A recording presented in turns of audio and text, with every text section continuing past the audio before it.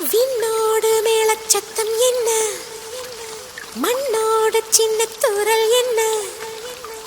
எங்கேதான் சென்றாயோ இப்போது வந்தாயோ, சொல்லாமல் வந்தது போல் இல்லாமல் போவாயோ, தப்பாமல் மீண்டும் சந்திப்பாயோ, நீ வரும்போ